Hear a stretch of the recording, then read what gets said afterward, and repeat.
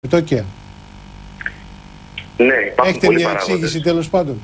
Υπάρχουν πολλοί παράγοντες.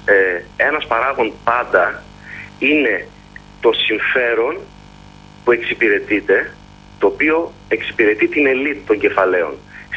Στο χρηματιστήριο, όπως και στο ποδόσφαιρο, έχουμε διαφορετικά κεφάλαια. Υπάρχει η Super League, υπάρχει η Β κατηγορία, η Γ κατηγορία κτλ. Όταν μια χώρα φτάνει στο σημείο να προβάλλεται ότι έχει πρόβλημα, τότε η ελίτ των κεφαλαίων είναι αυτή η οποία πρώτη εκμεταλλεύεται και κερδίζει πάνω σε αυτή τη χώρα. Αυτό δεν έχει να κάνει μόνο με την Ελλάδα, το έχει να κάνει με οποιαδήποτε χώρα. Ναι, έτσι, εμπροκειμένου, όταν δημιουργείται μια τάση, όταν δηλαδή ξεκινάει μια τάση και ανεβαίνουν τα spreads, άλλα κεφάλαια ανταγωνιστικά προσπαθούν να το εκμεταλλευτούν. Να σας φέρω ένα πολύ απλό παράδειγμα. Όχι, είναι σαφές αυτό. Απλώς εδώ η πιο λογική εξήγηση που υπήρχε είναι ότι ο μηχανισμός στήριξης για την Ελλάδα πάρθηκε μια πολιτική απόφαση, αλλά δεν εξειδικεύτηκε. Και οι αγορές πιέσαν την Ευρώπη να εξειδικεύσει το μηχανισμό στήριξης. Και τώρα πιέζουν την Ελλάδα να τον ενεργοποιήσει. Αυτός είναι ο λόγος που ανεβαίνουν τα spread. Να συμφωνήσω, αλλά προσέξτε, όταν συνέβη αυτό συνέβη. Μην συμφωνείτε μαζί μου, τη δικιά σας εξήγηση ζητάμε. Ναι, όταν συνέβη αυτό έγινε τις τελευταίες 2 εβδομάδες. Σκεφτείτε όμως ότι νωρίτερα, τον Ιανουάριο, είχε ήδη φτάσει το ομόλογο το δεκαετές στο 7,15-18%. Δηλαδή είχαν ήδη υπερδιπλασιαστεί τα spread. Άρα λοιπόν γιατί υπερδιπλασιάστηκαν νωρίτερα? Ωραία, και κάτι άλλο, αφήστε το πριν. Κάτι άλλο τουλάχιστον από μένα. Σαββατοκύριακο είναι ένα πολύ κρίσιμο. Έχουμε αυτή την ιστορία, θα τελειώσουν οι ώρες, συμφωνίες κτλ. Δευτέρα, το κλίμα στις αγορές ποιο πιστεύετε θα είναι αν η Ελλάδα, παράδειγμα, δεν ζητήσει ενεργοποίηση του μηχανισμού ή αν ζητήσει ενεργοποίηση?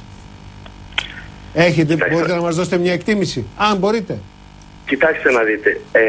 Εγώ πιστεύω ότι οι αλλαγές δεν θα είναι πολύ μεγάλες. Είτε ζητήσει, είτε δεν ζητήσει, είτε ενεργοποιηθεί, είτε δεν ενεργοποιηθεί. Αυτό είναι μία από τις παραμέτρους που επηρεάζει τα γεγονότα. Αν αυτή να ήταν η μοναδική παράμετρος, τότε δεν θα ζούσαμε στη χρηματιστηριακή οικονομία. Εδώ εξυπηρετούνται πάρα πολλά συμφέροντα. Οπότε είτε ισχύσει είτε δεν ισχύσει, δεν πρόκειται να αλλάξει κάτι πολύ σημαντικό. Να σας φέρω ένα απλό παράδειγμα.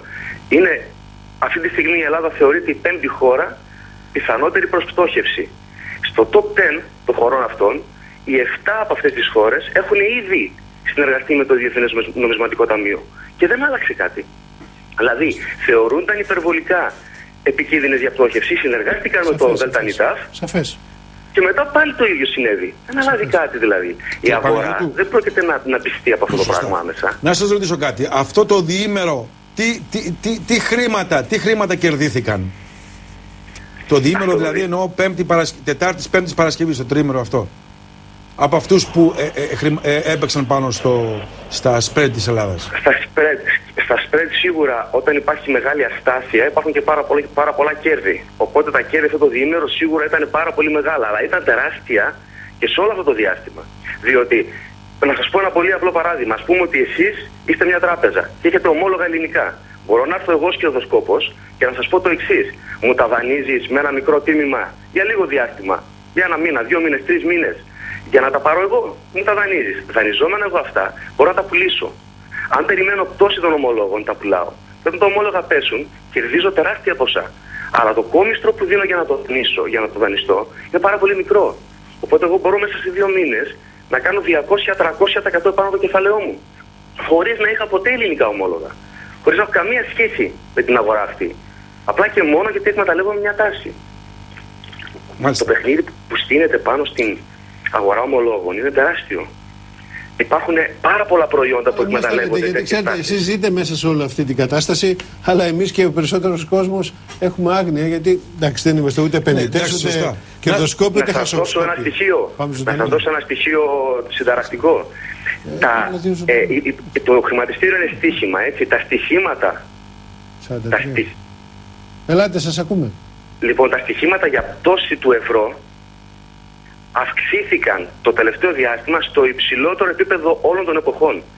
Έγιναν 60.000 συμβόλαια νέα για πτώση στο ευρώ. Σε αυτά τα συμβόλαια μέσα, αυτή τη στιγμή ήδη το Αμερικανικό Υπουργείο Δικαιοσύνης έχει διεξάγει έλεγχο για κερδοσκοπία στο ευρώ από συνάντηση, από παρέμβαση δηλαδή, από χειραγώγηση. Δηλαδή, εμείς οι τρεις βρισκόμαστε και λέμε και εσύ έχεις λεφτά, και εσύ έχεις λεφτά, και εσύ έχεις λεφτά, τεράστια κεφάλαια. Πρέπει να διαλύσουμε το ευρώ, πρέπει να χτυπήσουμε το ευρώ για να βγάλουμε λεφτά. Και γιατί βοηθάει αυτή την Αμερική. Αυτή τη στιγμή λοιπόν γίνεται ήδη η παρέμβαση από το Υπουργείο Δικαιοσύνης και τα ονόματα που έχουν ακουστεί μεταξύ άλλων είναι του Σόρος. Ο οποίος, αυτά που σας λέω τώρα είναι ήδη δημοσιευμένα, δεν είναι πράγματα δηλαδή καινούρια. Απλά ίσως να μην είναι γνωστά στην Ελλάδα. Μάλιστα. Goldman Sachs, Soros. Τόσο στα CBS, τα ελληνικά, τα ασφάλιστρα δηλαδή, όλα είναι ένα χρηματιστήριο και όλα είναι ένα στοίχημα. Όταν το στοίχημα τυχαίνει να εξυπηρετεί και τα συμφέροντα της νούμερο ένα δύναμη και ταυτόχρονα στην Ευρώπη γίνεται αποδεκτό αυτό, γιατί εξυπηρετεί και την Γερμανία και τη Γαλλία, αυτή τη στιγμή η διάλυση του ευρώ και η πίεση της Ελλάδας, ποιος εξυπηρετεί? Δηλαδή, όταν είσαι detective, λες ποιος έχει τη δυνατότητα να κάνει το έγκλημα. Κύριε Παναγιώτη, πρέπει να κλείσουμε. Σας ευχαριστούμε πάρα πολύ για την πληροφόρηση αυτή.